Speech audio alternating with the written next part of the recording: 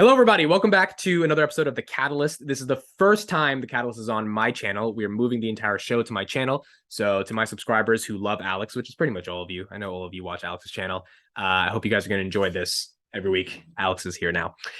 The Catalyst, for those who don't know what it is, it's basically our version of riffing on things that are going on in tech, business, applying that to philosophy, basically our thoughts on the market, ultimately what we see, what's going on.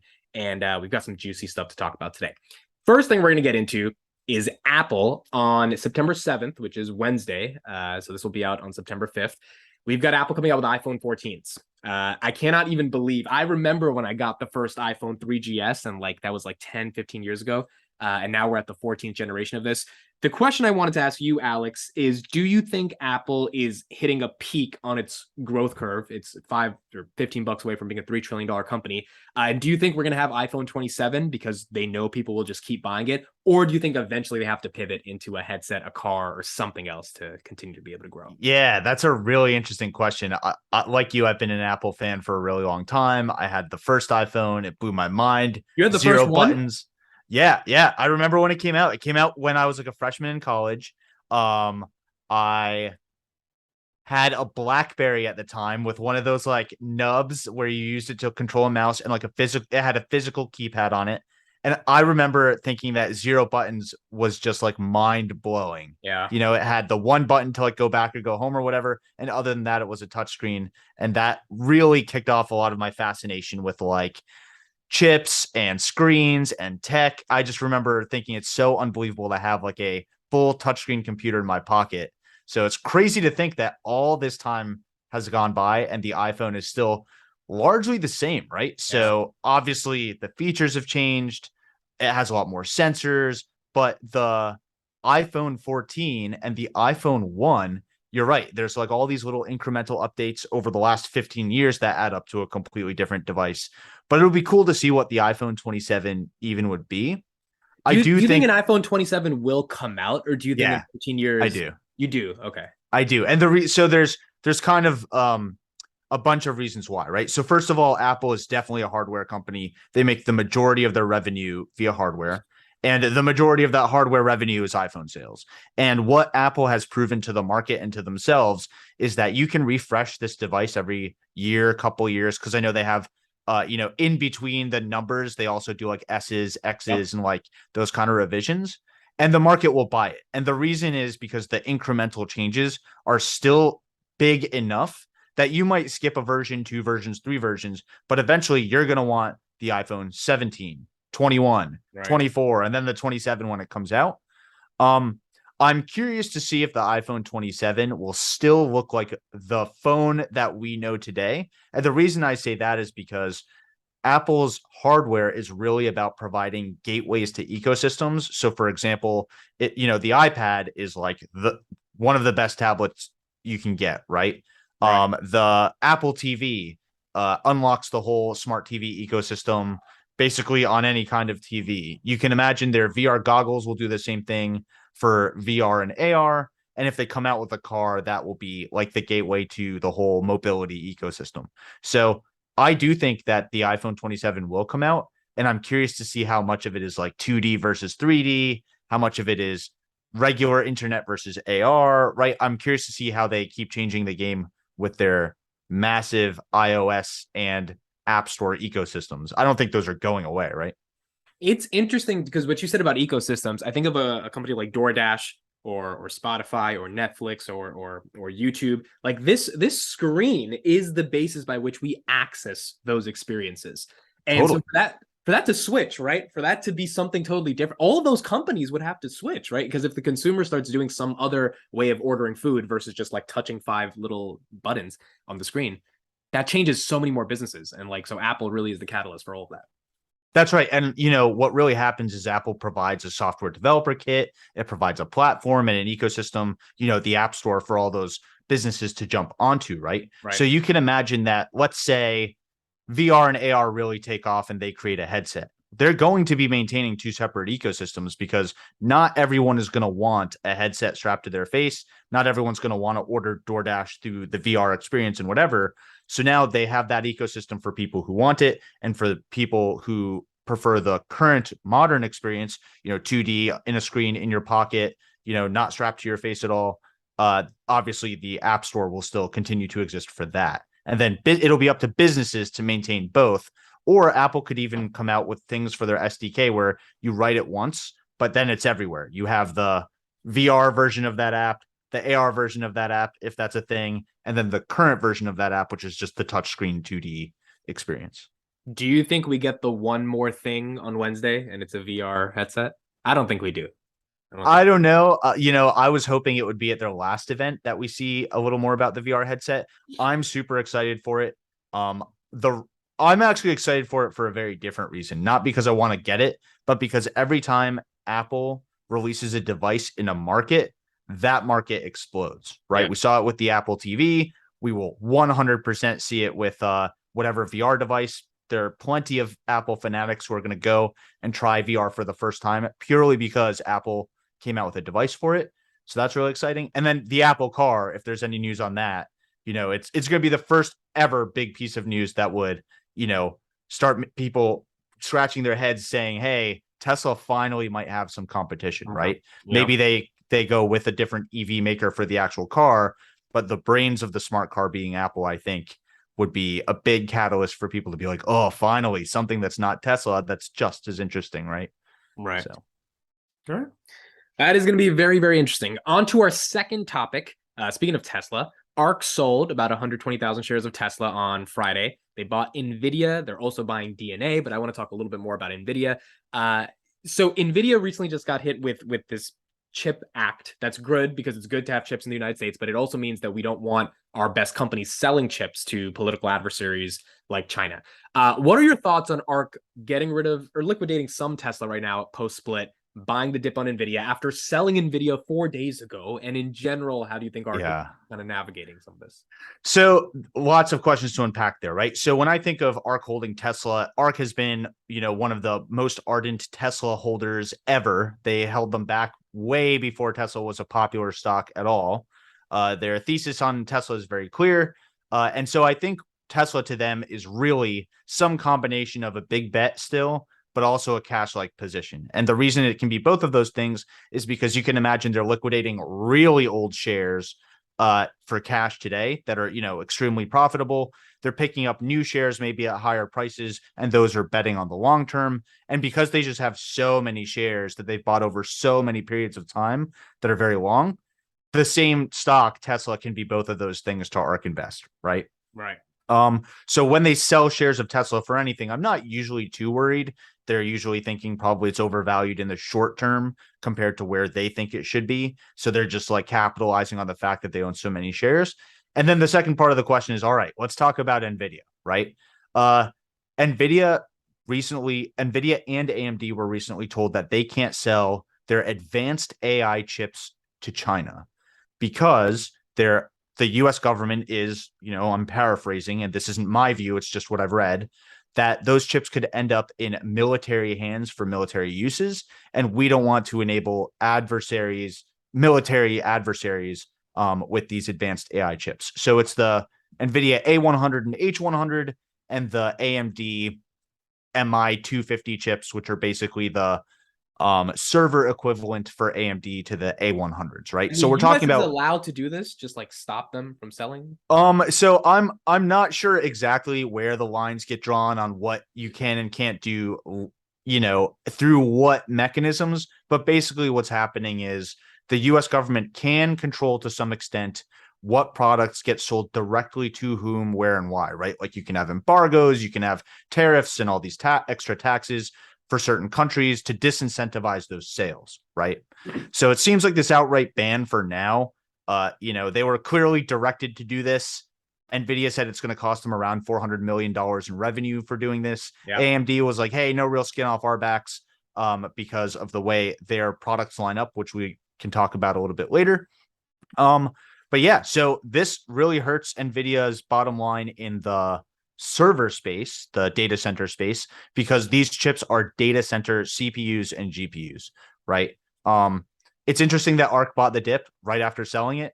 I think this is one of those things where, yes, it hurts NVIDIA in the short term because China's a big market for them, But in the long term, the need for AI enabled chips for data centers will be so big and explosive that Nvidia will make all that up and more over the 5-year time horizon. I'm sure ARK Invest is thinking about. Right. So it's a mix of like short-term pain, but overall, these AI trends are so explosive that you don't mind holding them if you're in it for the long term. And the price that they've gone down to is back at May 2021 levels. So I mean, it's hard for it not to look very attractive at this level. And I mean, ARK kind of did the right thing. They sold it a little bit higher than it was 4 days later, and then they, got it at a better price at the end of the day. So I do a lot of like this analysis on ARK Invest trades over long periods of time. And I have a dashboard that can basically show, a stock's price and ARK Invest's number of shares held over the same period of time. And everyone gives Cathie Wood and ARK Invest a lot of grief for their active trading, but more often than not, they sell high and buy low. It's like really interesting that they get all this flack, but they really know what the value of a company should be according to them and their models, right? Whether those are right is like a different question, but they definitely have this penchant of being able to understand like, hey, the stock is overvalued given the current news and what we think. We're going to sell it. Everyone gives them grief. The stock falls. They buy it again. And the whole cycle repeats where it's like the media is crapping on them, but they're like, guys, we're turning a profit and all our trading activity like adds to our alpha. So it's this really weird, interesting thing to see where it's like Cathie sucks. And it's like, actually, if you look at the data, she's making a lot of money, right? Like, yeah, because the things that'll get news are like the Coinbase selling at 50 and then it runs up to 100 off a Blackstone partnership. But like the Nvidia thing is not gonna, or even the Palantir. I mean, she sold at the right time. Totally. So and like I have to be careful what I say about Palantir, but her trading activity around that company is a rare example of they got in, the stock basically only went down since they got in. Coinbase is another example of that, except for recently. And so no matter what, she sold for lower than she got in. And that's kind of like one of those, you have to take those on the chin. Yeah. She has a certain set of themes and performance metrics that she has to hit, like not being correlated to the index and all these other things. So she's very limited in how she can act and how she can position the funds. And I think what we're seeing when we see some of those wonky trades is like she's butting up against those limits and she's doing the best she can given what kind of financial products ARK-K, ARK-G, ARK-W are supposed to be, right? So 100%.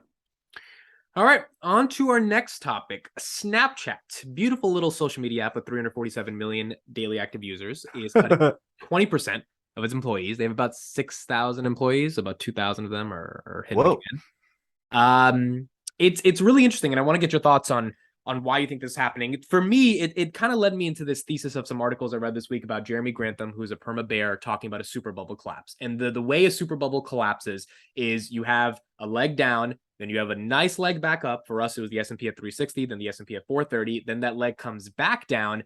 And his thesis, at least for 2022 super bubble collapse, is lack of corporate earnings and profits are going to lead the market to finally recognize that we are in a bubble. It's time for it to collapse, and we're going to head lower on the major indices. Now, Snapchat cutting 20% of its employees and some of the other hiring freezes we're seeing. I guess my question to you is, do you think that's a little bit of an enablement of this thesis coming true, that corporate earnings are going to start going down, which means the PE of the market has to go down, which means all valuations have to retract? Or do you think Snapchat just sucks and they're cutting 20% because they're cutting 20%?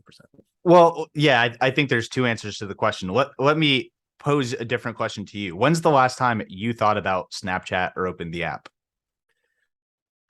So I open it occasionally just to see what's going on, but I do not text my friends on it at all. Yeah, like how many friends do you know that are adamant users of Snapchat? Yeah, and it's because I'm getting to 25 and the real user base is like 18 to 22. I mean, yeah, probably even lower than that by now, right? So that's one point, right? So I think Snapchat itself, the company, is facing a lot of competition from all directions, right? Facebook and Instagram have rolled up a lot of those features into their products. You have TikTok, which took the world by storm years ago and has dominated social media ever since. And Snapchat, I think, is just having trouble finding its place in the social media market. It does really cool stuff in VR and AR, but as we see with Meta platforms, that stuff isn't paying the bills, right? Yeah. Those are kind of gimmicks to get people in. And then you need to have these really strong core features to the platform to get people to stay, like TikTok has with their editing part of their app and all of the music you can get in and all that, like Instagram has with all of their awesome reels and feeds and all the things that they do now.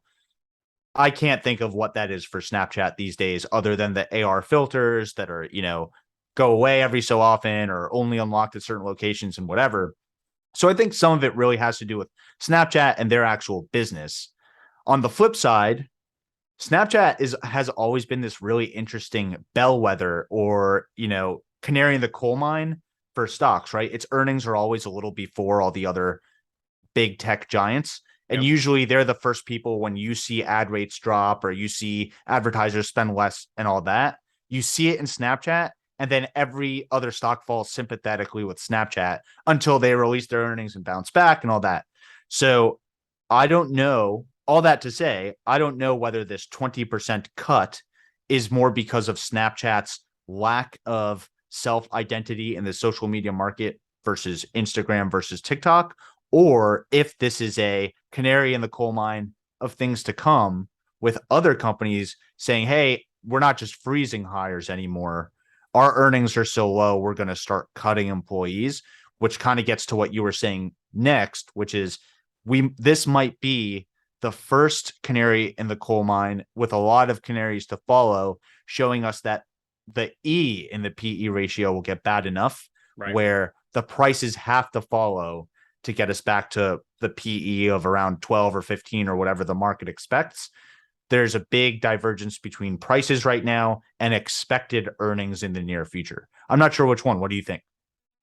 Yeah, I mean, it looks like it would be the case for earnings. Snapchat in particular, like the ad market is not doing as bad as we thought it would a couple months ago, but it is doing worse than we thought. And I think YouTube ad revenue kind of shows and highlights that's happening. And the hard part of me about Snapchat is, and the reason I think earnings would go down from here would be their main thing is 13 to 35-year-olds first develop brand impressions at that young age. So if you're Allstate, if you're Mountain Dew, and you want to be the soda that's drinked by 20-year-olds, you got to get them when they're 13. The problem is just Mountain Dew just has so many other places where they can get more specific advertising measures and more like actual performance tracking advertising measures, where Snapchat just becomes this thing where it's just like, do I really care? And then on top of that, you can't build a following on Snapchat. It's not this TikTok algorithm that gets you discovered. So it's always been such whenever I hear 347 million people use it every day, I'm like, why? Yeah. Yeah, I mean, Snapchat's history was never trying to be that, right? They are the app that was definitely trying to make sexting safe. Their total words, like, they've always wanted to be the people where you can go and send whatever messages you want to your friends with full confidence that they will be deleted, not archived, and that's kind of how that product has evolved.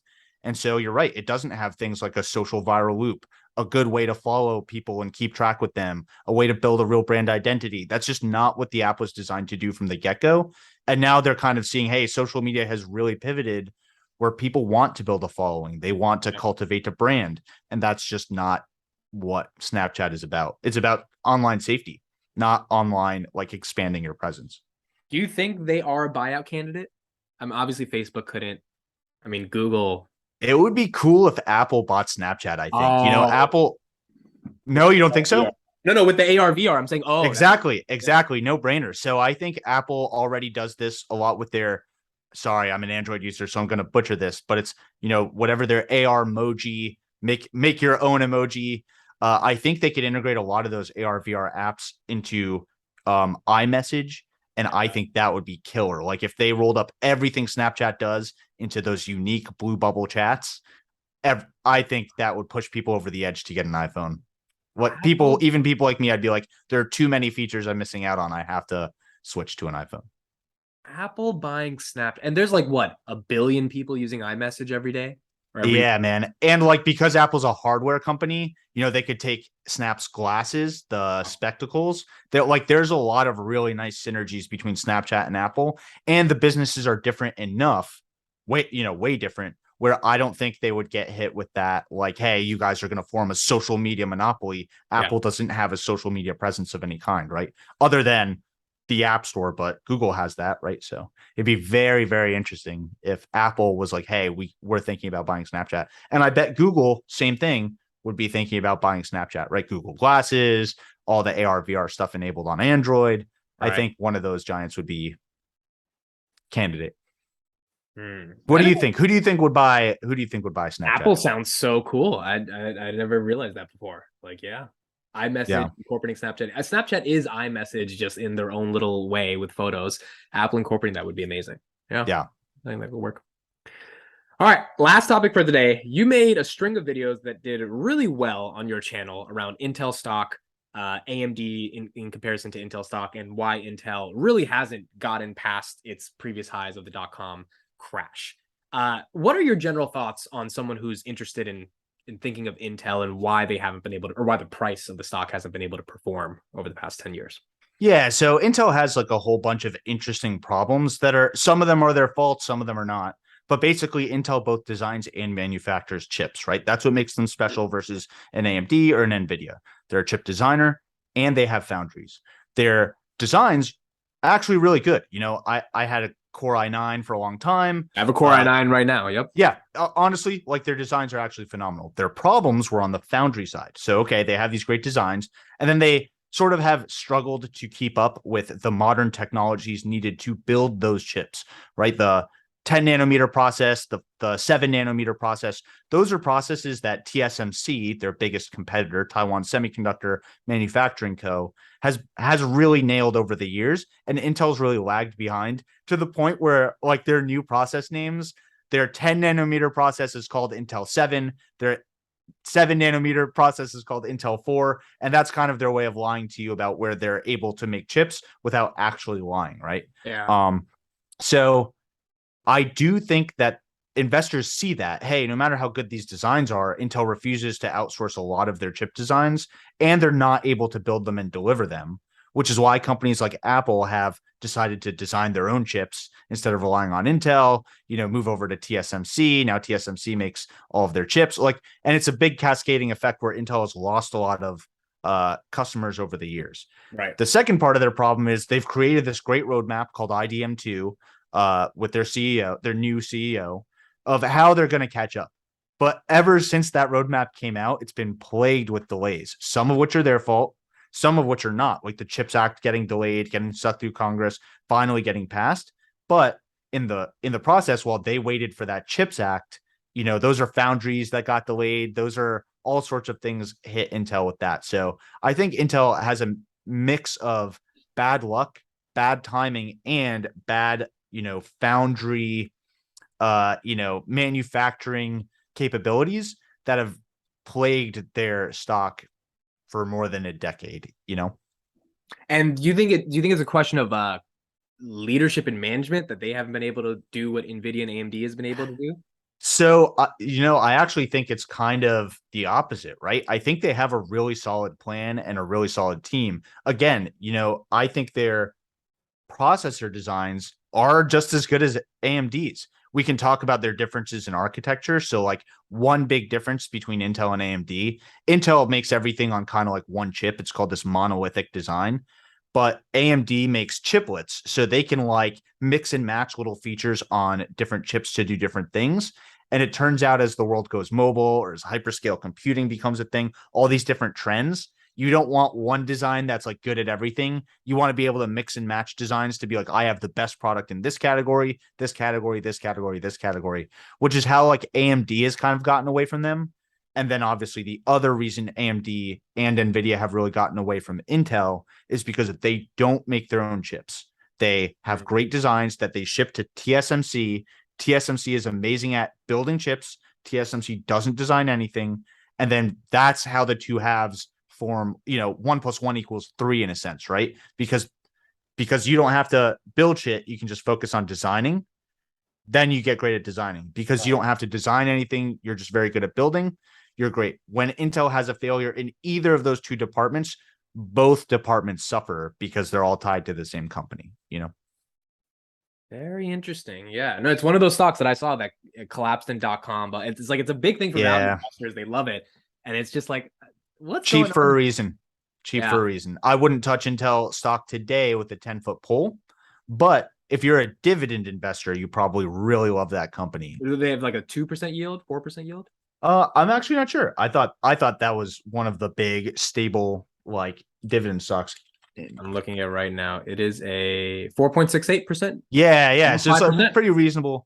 And because the stock price is very stable, the yield is also very stable, right? So Right. All right, that's it for us this week on the Catalyst. Hope you all enjoy it on this new channel. Definitely will have some clips of these segments as well throughout the channel this week. Thank you all for listening and watching to this one, and we'll see you next week on the Catalyst. super excited to do it.